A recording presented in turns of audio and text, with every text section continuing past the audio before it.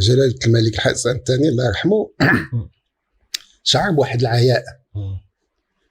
اولا كان تيدخن بزاف، ثانيا كان مسول المرض بواحد الطريقه تدريجيه، ومره كان تيجي واحد العياء.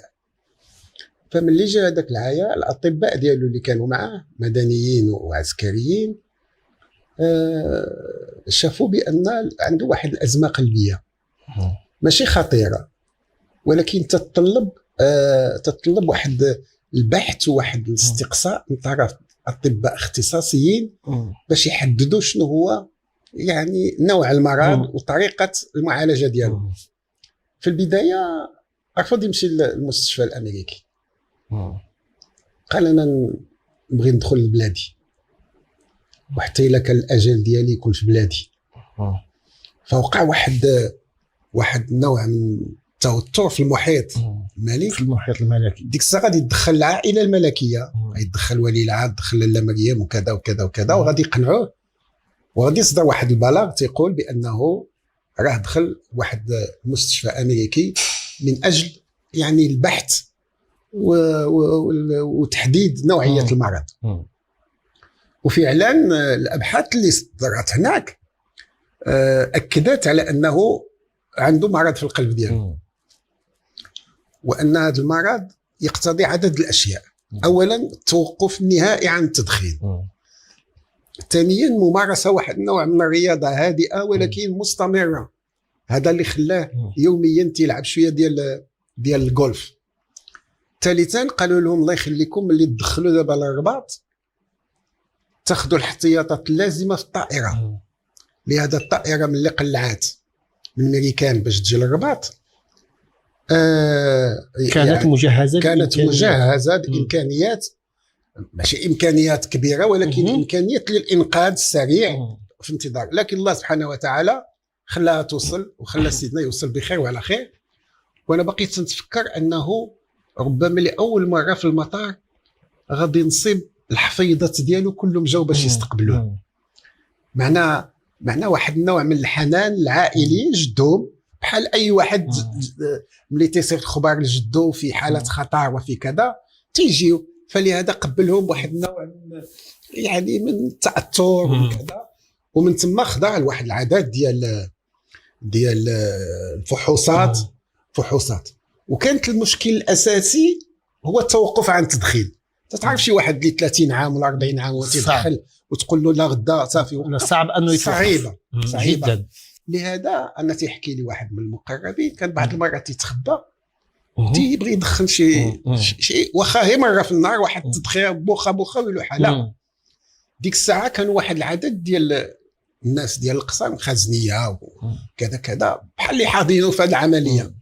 هي تيجبد الكارو تيمشي عنده يقول الله يرفع من سيدي، الله يرفع من سيدي، الله سيدي كذا كذا، دار كل موقف بحال تيذكروا الموقف. هو تيشوف هذاك تيتفكر تيسول الكارو. اذا توقف على الكارو وتابع العلاج ديالو، ولكن الامور غادي تتطور فيما بعد وغادي تصبح يعني مشكل قوي قائم، وغادي يوصل يعني الى بغيتي تقول في النهايه ديالو غادي تكون في منتصف 1999.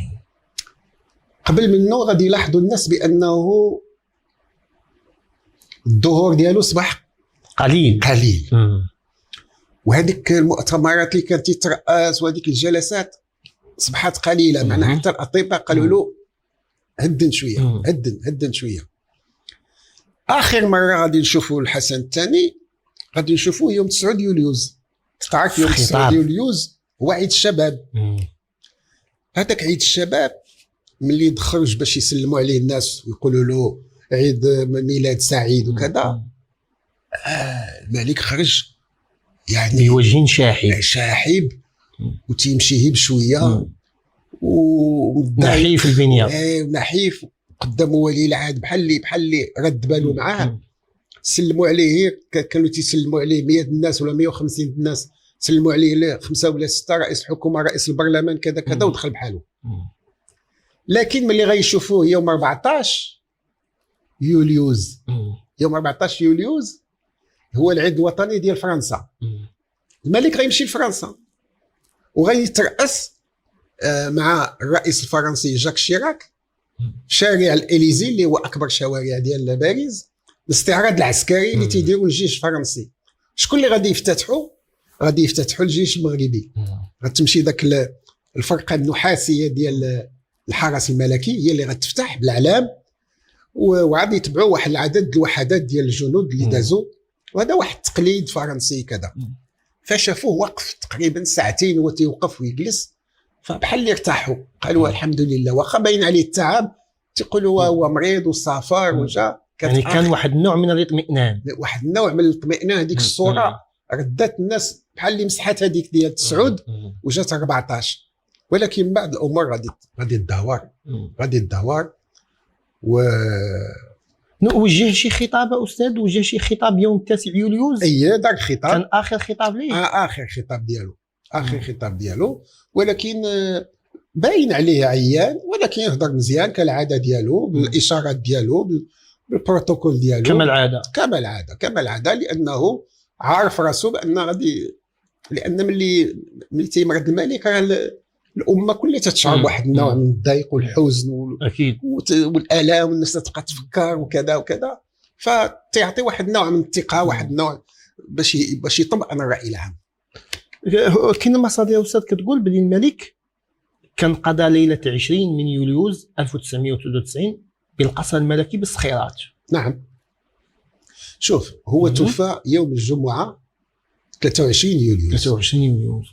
نهار الخميس 22 يوليوز في الليل شعر بالضيق، شعر بالعياء، فعيط لمدير التشريفات ديالو، وعيط لواحد من الناس اللي مكلفين عنده تمايا، وقال لهم الله يخليكم، انا الاطباء نصحوني باش نرتاح الجمعه والسبت والحد، فزولوا عليا الى عندكم شي انشطه ولا غنستقبل شي واحد ولا شي تليفون غيزعجني ولا شي حاجه، وقفوا عليا 3 ايام انا نرتاح. في الصباح نهار الجمعه غادي تعقد الامور، غادي الاطباء ديالو غادي يجيو بسرعه، غادي يصيبوا القلب ديالو في حاله واحد الازمه حاده بحال اللي سماها البلاغ اللي صدروه الاطباء. فغادي يقرروا شنو؟ غادي يقرروا يهزوه ويديوه للسبيطار. شمن السبيطار غيديوه السبيطار بنو سينا. وغادي شمن المحل في السبيطار؟ في الطابق الرابع. علاش الطابق الرابع؟ لان الحسن الثاني واحد 10 سنين قبل جاو شي وحدين مشكاو عليه، قالوا نعم سيدي ربطكم لا العاصمه ما فيهاش سبيطار ديال القلب.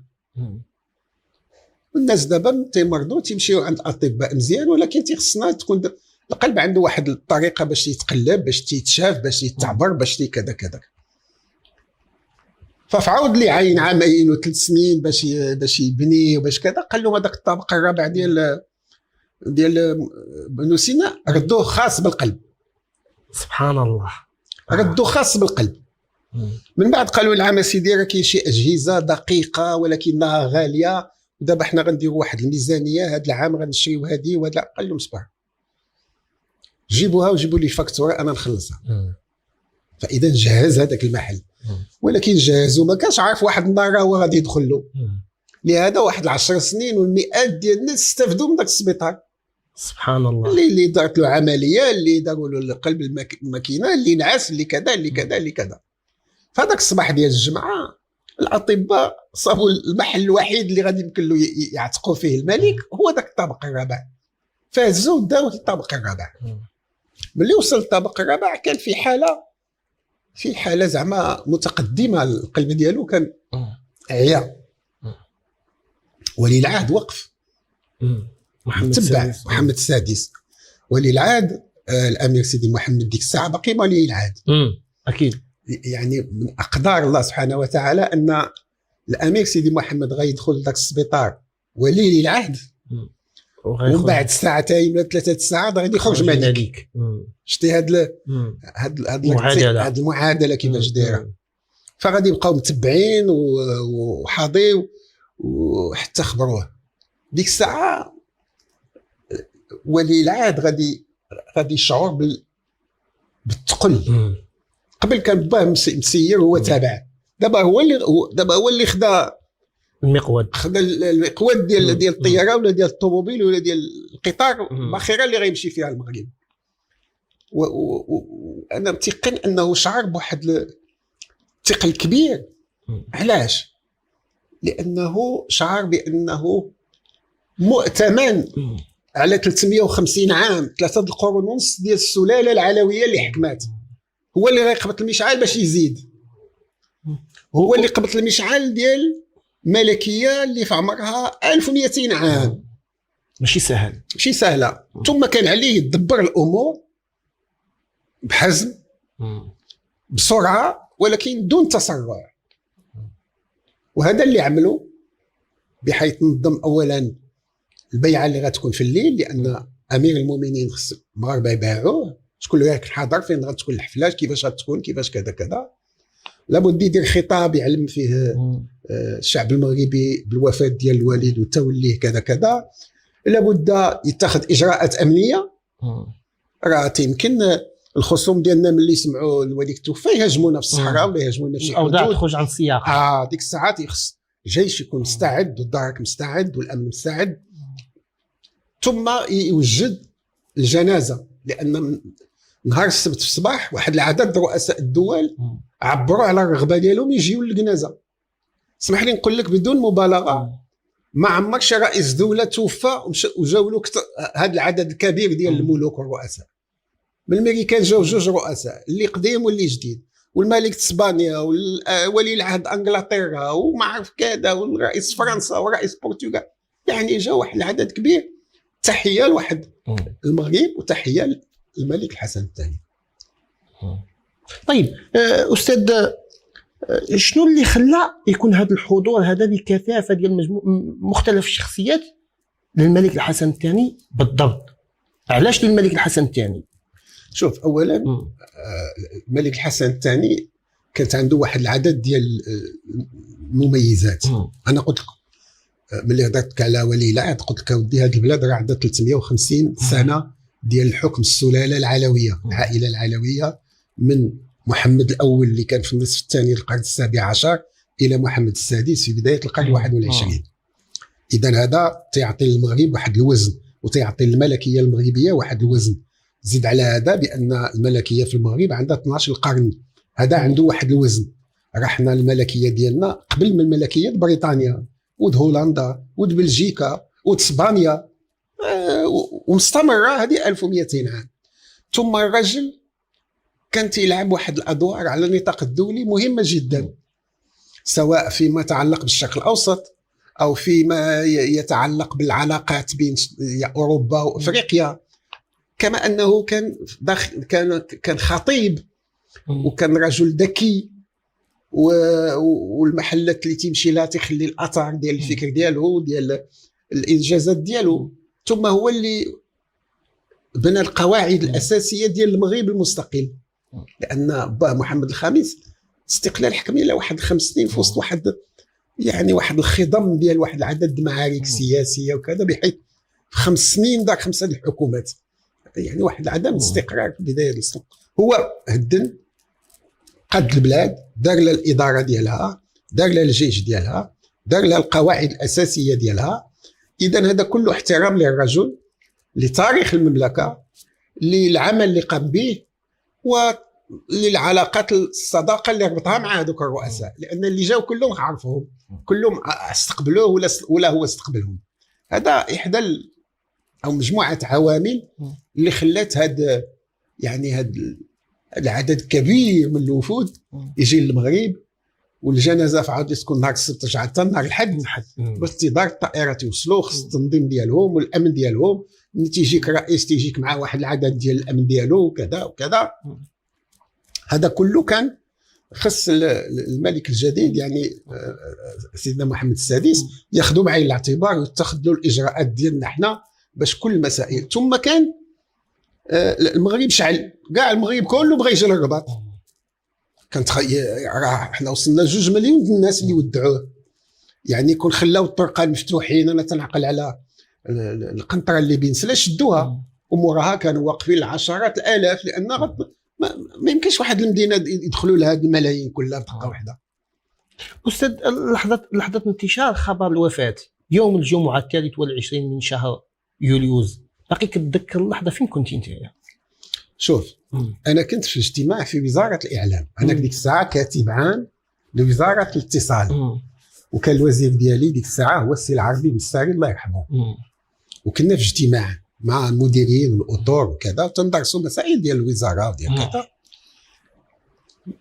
المحل ديال الاجتماع تما، والطاوله ديال الاجتماع على هذا الشيء ضرب التليفون، ناض العربي مشى تيجري هز التليفون، انا تنشوفو بحال اللي التليفون لصق له في ودنيه، ورجع مغير. قال لي كمل زعما خذ المبادره. هو بحال اللي تبلوكا، ولكن ما قدرش يقولها لان المصدر الاول اللي اتصل به ما كانش رسمي. بغى يتاكد، بقى ساكت. من بعد واحد 4 ساعات ضرب التليفون، مشى تيجري، هضر، رجع تيبكي.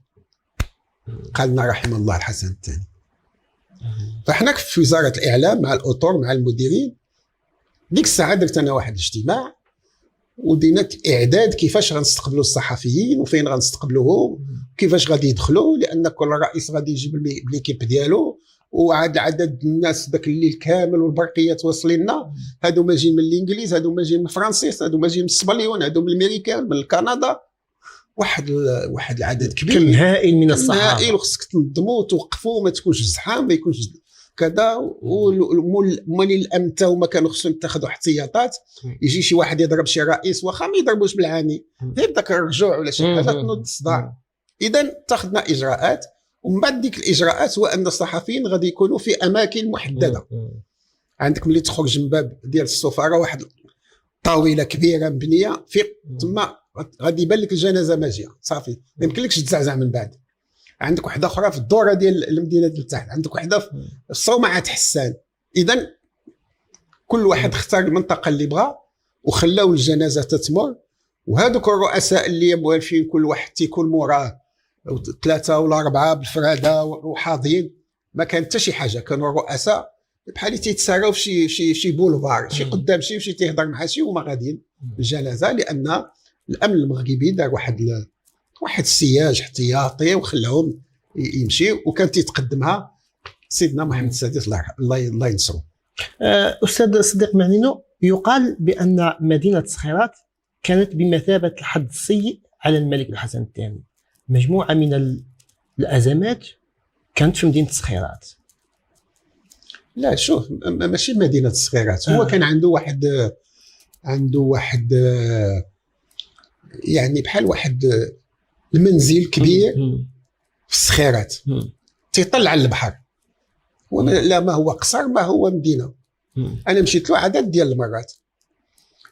ما كان صغير، يمكن كاين عنده واحد 5 ولا 6 البيوت. هذا هو الصخيرات. في تيقضي هو الصيف. كانت عنده واحد العاده انه في الربيع تيمشي اما لفاس واما لمراكش، تيجلس شهرين 3 شهور باش ما يبقاش داك كل شيء في الرباط والقرارات في الرباط والناس يجيو للرباط، تيمشي تما باش يتصنت على الناس وعاود تيحل مشاكل المنطقه وكذا. وفي الصيف تيمشي للصخيرات. بعض المرات في الشتوى تيمشي لإفران. فالصخيرات كانت دائما واحد المنطقه خضراء والبحر والهدوء، والملك عنده واحد الدروج تيهبط بحال واحد لابلاج صغيره ديالو، وعنده واحد الاوربور، عنده واحد السفينه صغيره في العشيه تيخرج تيبقى يدور بها في قدام الصخيرات ولا بلاج. هذه هي الصخيرات. نعم في 71 طرات فيها هذيك الازمه ديال الانقلاب. هذيك الازمه انا تعرضت لها بالتطويل في المذكرات ديالي، طرات فيها، ولكن من بعد الحمد لله ما طرات حتى شي حاجه. كان تيرتاح فيها بزاف. يقال حتى الازمه الصحيه الاخيره ديال سنه 1993 لقاتو في صخيرات. نعم صخيرات. وكاينه روايه كتقول انه تكلم مع داك الرخام. هذاك الرخام هو من سلا بحالي انا سلاوي، وكان صاحب الوالد الله يرحمهم بجوج. وهو اصله كان تيصاوب الحجر. تعرف سلا معروفه تاريخيا بانها فيها الحجاره. بنك المغرب اللي تشوفوا دابا داك الحجر اللي داير به وداك الشيء راه كله سلاوي هذاك. ومن بعد كان من الاول الناس اللي جابوا الرخام كان قديم تيجيبوه من فرنسا مقطوع ولا من ايطاليا. هو داك شي مناشر في شي شكل وشي ما تيقيل كذا كذا كذا وداك شي شويه بحال تقليدي وبدا تيدير الرخام. وكان بالاضافه لهذا الشيء تيصاوب يعني الا بغيتي واحد الدار تيجي يصاوب لك السقاف ولا شي حاجه يعني هكذا. تعرف مع الحسن الثاني ملي بدا تيتبنى الضريح ضريح محمد الخامس، وكان الملك مثلا تيختار واحد الرخام مثلا نقولوا بيض بحال هذا، وهو رخام مثلا تيقول له نعم سيدي كون درنا واحد الشرطه هنا زرقاء وما عرفتش داك الشيء واحد الرخام يكون احسن. بدا بحال اللي رجع صاحبه تيسمعوا. وكان تيعيط له مره تيقول له سير المحل فلان الفلاني راه عندهم شي دروج خايبين وكذا صلحهم له كذا، سير المحل كذا كذا. هو تيتكلف بداك الشيء وتيصاوب عاد انا تيحكي لي لانه كان صاحب الوالد تيجي عندنا بزاف وجع صاحبي وعندنا واحد العلاقات عائليه. قال لي واحد النهار في شهر يونيو 99 قبل المد ديالو نقولوا بواحد بشهر لا اكثر واحد شهر او شهرين تقريبا عيط لي الحسن الثاني. طلعت عنده العين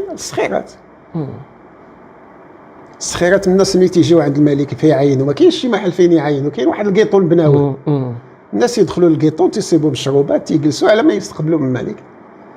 فعيط له سبخلو قال له المعلم وصوب لي محل ديالي. قال لي انا ملي قال لي صوب لي المحل ديالي ما فهموش، حنيت قلت له الله يبارك في عمرك سيدي السلطان ما يمكنلكش تقول له راه ما فهمتكش يا سي عاود لي لا. وهز راسو ودار بحال واحد التعبير زعما راني ما فهمتش. قال له ما فهمتيش المعلم؟ قال الله يبارك فيك سيدي لا. قال له القبر ديالي. قال لي انا ملي قال لي القبر ديالي بديت نبكي وطحت له على رجلي وقلت له الله يطول عمر سيدنا والله يحفظ سيدنا. قال له وقف المعلم واذا جاء اجلهم فلا يستاخرون ساعه ولا يستقدمون. ومشى فعلا. قال له ولكن في السريه يشوف حتى واحد. هو كان حاضر في البني ديال ضريح محمد الخامس وعارف من تحت كاين القبوره. وقال له المحل ذاك الجنب فلان الفلاني لان هذا الجنب فيه خاه مولاي عبد الله. قال له في هذا الجنب هذا. فمشى هو وصوب وقدو وكذا. ملي توفى الحسن الثاني الله يرحمه شكون اللي غادي يعيط له؟ غادي يعيط له سيدي محمد السادس الله ينصره سبحان الله. وغادي يقول له وجد لي القبر ديال غادي يقول له نعم سيدي. وغادي يمشي غادي يصيب القبر وهاجد. هذه هي الحكايه اللي حكيت انا انطلاقا من ما قال لي هذاك السيد ذاك الخام. وفعلا ديك القضيه ديال الطبيب قال الحسن الثاني قال له الله يرحمه قال له بقات لك يومين وتموت. هذه انا ما عارفاش. هذه روايه شائعه هي. يمكن انا تنقول لك الحاجه اللي انا شاهد عليها. شاهد عليها. واخا كيف مرت مراسيم توقيع البيعه؟ مراسيم توقيع تتعرف بان في تاريخ المغرب من الدول القلائل اللي البيعه مكتوبه. كاين دول اخرى في القديم الزمان كانت فيهم البيعه ولكن هي تتكون غير شفويه وتيقولوا وتيقراوا الفاتحه والحمد لله على السلامه. لا احنا هنا مكتوبه بحيث غتصيب البيعه ديال محمد الخامس وباه مولاي يوسف ومولاي حفيظ ومولاي عبد العزيز والحسن الاول وانت غادي حتى توصل بيعه مكتوبه. البيعه قديم شكون اللي كان تيصاوبها العلماء لان العلماء كانوا هم في التسميه التقليديه اصحاب الحل والعقد. العلماء وخاصه العلماء ديال فاس تيصاوبوا هما اللي تيكتبوها. عندها واحد الطريقه الكتابه ديالها عندها واحد الطريقه واحد الاسلوب اللي تيبداو به الاسلوب اسلوب خاص كذا وكذا وتيوقعوا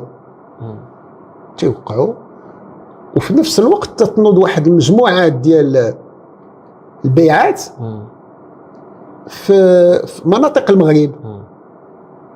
تاو معاود مثلا الجهه ديال ما نعرف انا الجهه ديال وجده تتصاوب حتى هي ديالها وكذا تيتم التوقيع ديالو تيجي، وهاد الوثائق محفوظه الان موجوده الان. تيمكن لك تمشي الخزانه الملكيه او تمشي المحل ديال الارشيف الملكي وغادي تصيب بيعه محتفظين بها في واحد الهواء خاص، واحد الطبيعه خاصه وكذا كذا. فهذيك الليله غادي تتوقع فين؟ في قبه العرش. يعني الملك جالس والناس يجيو واحد الطبله يوقعوا، جاو الامراء، جات الحكومه، جات الاحزاب، جاو العلماء، جاو شخصيات، جاو الضباط، كلهم وقعوا. وهذيك هي مراسم البيعه كيفاش تمت في ذاك الليله في الطابق الاول ديال القصر الملكي في الرباط. استاذ، كنتي حضرتي مجموعه من الجنازات ديال رؤساء وملوك دول، كيفاش كانت ديك الجنازات؟ واش كانت بنفس المستوى ديال الجنازه ديال الملك الراحل الحسن الثاني؟ لا شوف، انا نحكي لك واحد الحكايه. ملي مات الملك ديال السعوديه فيصل، الحسن الثاني صفت ولي العهد باش يحضر الجنازه، يمثل المملكه المغربيه ويقدم التعازي للاسره ديال آل سعود ويحضر في الجنازه. كانت الحراره مفرطه اكثر من هذه الحراره ديال هذا النهار في الرياض. كانت الرياض باقا ما مبنياش بحال اللي هي اليوم، هذه العمارات وكذا، وكانوا الفنادق جوج او ثلاثه او شي حاجه بحال هكذا. وحضروا عدد رؤساء الدول، ولكن اقل بكثير من الناس اللي حضروا على الحسن الثاني. وكان واحد الصف هو اللي متقدم الجنازه الى بغيتي، يمكن في واحد 20 ديال الرؤساء ولا الوزراء ولا كذا، والبروتوكول السعودي غادي يدير ولي العهد في الوسط. ديك الساعه عنده 9 سنين ولا 10 سنين، وصغير بالجلابه والطربوش والبلغه. ومن هنا كاين ياسر عرفات، ومن هنا كاين انور السادات. من اللور ديالهم كانوا داك المصالح ديال الامن تيتعاركوا، كل واحد باغي يحافظ على الرئيس ديالو، يحتطم الاخر. ردوا بالكم، تعرف هذوك مالي الامن تيقوموا بشغلهم، وخاصه ملي تيكون هادشي رئيس قدام رئيس تيخافوا شي حاجه طرا. فياسر عرفات غادي يهضر مع انور السادات ويقول له نخليو الامير يتقدمنا. فقالوا له صاحب السمو تفضل. فقدموه وتشد الباب، عاود تلاقاو هما، ورجع الامير هو الذي يتقدم الجنازه، وهو اصغرهم سنا كلهم، وديك الساعه عنده 9 سنين ولا 10 سنين. اذا مشى تيمثل باه، تيمثل المغرب. ومن بعد الجنازه مشى يقدم التعازي، وخدينا الطياره ورجعنا في نفس النهار، لان كانت الحراره وكانت يعني الاوضاع شويه خايبه في السعوديه، لان الملك تقتل وما عارفينش كيفاش تطرى الامور وكذا وكذا. هذه وحده من الجنازات اللي حضرت انا فيها مع ولي العهد. وكاين يعني مناسبات اخرى حضرت فيها معه في زياره كذا. ولكن اسمح لي نقول لك، انا الجنازه ديال الحسن الثاني انا تنظن ما سبقاتش. ثم ما تنساش بان عشرات القنوات التلفزيونيه في العالم نقلتها. كاين اللي نقلوا 2 و3 ساعات. راه ما تطراش كل نهار العمليه ولا كل عام. معناه كان واحد الشعور، واحد النوع من الاحترام للحسن الثاني، رغم ان الحسن الثاني بلا شك ما يعني اضطر باش يرتكب بعض المسائل وكذا، ولكن بقى واحد الملك اللي عنده اشعاع دولي، ذكي، خطيب، يعني شنو نقول لك اخر، عالم، عنده واحد اللغه العربيه تتهرس الحجر، عنده واحد اللغه الفرنسويه تيدوخ بها الفرنسيس، تيهضر الفرنساويه احسن من العلماء فرنسا، وهكذا. اذا التوديع ديالو كان في. وانا تنظن الى نقول لك واحد القضيه، الى سولنا اليوم الحسن الثاني وقلنا له شنو الحاجه اللي بقات في الذكرى ديالك من الجنازه ديالك، ما غيقولش كانوا رؤساء الدول، غادي يقولوا كان 2 مليون المغاربه جاو يودعوني. هذا هو اللي غادي يعتز به هو اكثر، على ان المغاربه شعروا بالحزن وجاو قالوا له رحمك الله والله انك. اذا هذا كان واحد الموقف مهم جدا. طيب استاذ صديق معنينو، كيفاش عشتوا ذاك الانتقال ديال انتم كاعلاميين ديال الحكم ديال الملك الراحل الحسن الثاني، اصبحتوا في الحكم ديال الملك محمد السادس، ملك جديد ملك شاب؟ شوف هو كل ملك عنده الشخصيه ديالو، وكل الحمد لله، والا راه كان بحال لي فوتوكوبي غادي يكونوا الملوك ديال المغرب والسلاطين ديال المغرب. لا، كل سلطان ولا كل ملك عنده يعني الطريقه ديالو ديال الاشتغال، عنده الرؤيه ديالو للمشاكل المطروحه، العلاقات الدوليه كذا. ملي غادي يجي ولي العهد غيصبح ملك، اول حاجه غنلاحظ انا كان واحد الانسان اللي عاش طويل مع الحسن الثاني، اللي تيعرف الملك سيدي محمد. انا تنعرفه ملي كانت عنده 6 ولا 7 سنين، وانا متبع ديك الساعه ولي العهد، تنعرفه واكرمني عده مرات. اسمح لي نقول لك لاول مره بانه جا حضر العرس ديال ولدي هو وخا سيدنا مولاي رشيد، معناه انه يعني كانت واحد العلاقه خاصه، واحد العلاقه خاصه بيناتنا. الحاجه الاولى اللي لاحظت هي واحد التعاطف كبير مع محمد السادس. انا لحد الان في الكتابات ديالي باقي ما صبتش كيفاش نفسر واحد التعاطف شعبي كبير، بحال ما عرفتش انا كيفاش نشرحه لك. يعني ما انتظروش الناس غادي يدير شي حاجه، غادي يبني شي بنايه ولا غادي يقوم بشي زياره ولا لا. النهار الاول تعاطف كبير مع محمد السادس، يعني دغيا خدا القلوب المغاربه، دغيا كل شيء، صغار وكبار، عيالات ورجال، يمين ويسار اللي بغيتي، كلهم كانوا وراء محمد السادس، كلهم تعاطفوا مع محمد السادس، كلهم قدروا هذا التعاطف وهذا التأييد. منحوا واحد القوة، وقرر هو منذ البداية يطوي واحد الصفحات، في واحد القطيعة. بين الملوك ما كاينش قطيعة، ولكن كاين تنزولوا واحد الملفات. هاد الملفات هذه اللي كانت مزعجة خصني أنا نزولها. بحال واحد العائلة كانوا مدابزين، أنا جيت باش نصالح، أرى الصلح، أجي نصالح معاك، لا أنت ضربتيني، لا كذا كذا، أجي الله يهديك، أعطيو شي حاجة نقدوا الأمور. إذن أولا الصلح، نسى الناس في واحد الملفات اللي كانت صعيبة. أنا ما تنحكمش على ذاك الملفات، هذا خصها حلقة بوحدها باش ندخلوا عليها. إذن باختصار، ثم بعد هذا غادي يتنقل في المغرب بواحد الشكل، يعني نقول لك غير طبيعي.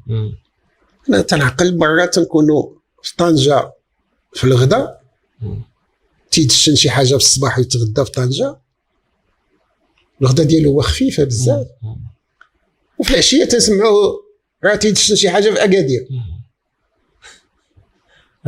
ولا غدا هو في الدار البيضاء داير اجتماع، وبعد غدا هو في وجده، وهو تيتنقل في المغرب، هو تيزعزع المغرب، هو تيدفع الناس يلا يلا يلا، وهادشي كله بمشاريع، ماشي تيمشي يتسارى ولا يدخل لوطيل يجلس، لا تيمشي بمشاريع وتيدفع الناس، وظهر على انه كاينه واحد الجديه، وهذيك الجديه ملي تيشعر بان شي وحدين تيحاولوا يتلاعبوا ولا شي حاجه تيضرب واحد العامل كذا كذا، زولو نهار تيزول صافي، ما تنذكروش، يا اما تمشي في الخط واما غادي تلعب لي في الامور هذا.